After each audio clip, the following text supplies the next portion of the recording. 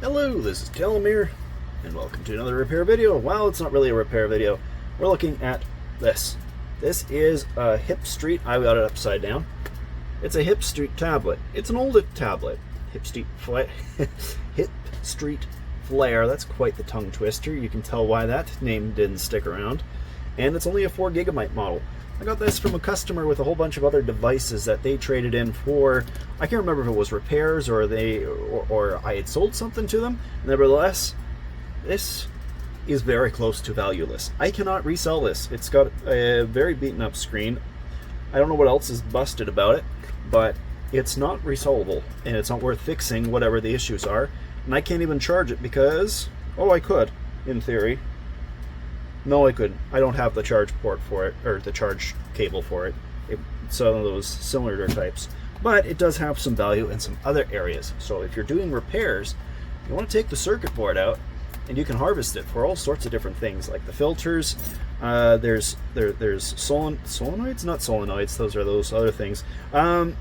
Things like the coils, for example, and the resistors, capacitors, all that nifty stuff. So these guys are pretty easy to get into. You can use a pry tool. You can use one of these old pieces of garbage. They'll work too, if you're just trying to prevent scratches. They do work. I prefer this metal spudger here, so you can get in pretty easily. And yeah, I'm just pulling this off. These older types, they're a lot easier to clip off than the newer models, which are reinforced with a lot of glue and a lot more clips. Now, I'm not particularly concerned about breaking anything or damaging anything, so there is a couple of wires, for example, here connected to a speaker. I don't care about this speaker. Those wires are being yoinked. Come on. There. Now, that battery pack is interesting. It might be a good, healthy battery pack, or it might not be.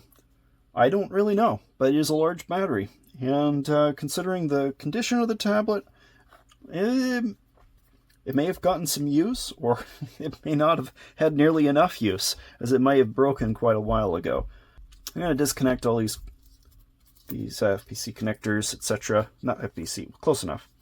And you can see these little guys here. Let me try to point them out to you. I'll zoom in. These are all here. I can't remember the actual term for them, but these are wire coils. They're in a lot of different circuits. And then on top of that, you got these bigger capacitors. I don't know their values at all, but they will have some value. Same thing with these buttons. There's a button right here.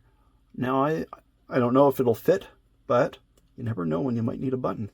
There are also filters, if I look closely enough. I think I see some filters around here. I think those are filters. There's also some very small resistors around this area here, as well as some very, very tiny capacitors. So that is what you're looking for. And that is why you keep the circuit board. So I'll be removing the circuit board. I'm going to be desoldering the battery as well. And I'm going to find out what its charge is and see how high of a voltage I can put in. If I can get it up to at least 4 volts, I believe it'd be worth keeping. As you never know when you need a battery of this size. It looks like it probably would be maybe around a 20-watt battery. As I said, very quick video. So if you're wondering where us techs get some of our components from, might buy them off the internet when we just throw up our hands when we don't know where to find them. The other place is we harvest them from old tech or tech that's just broken.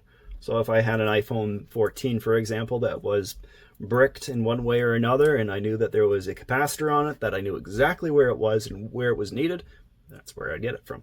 So, if you guys like the video, please do leave a like, and if you want to see more of my stuff, subscribe. We'll see you guys all in another video. Bye.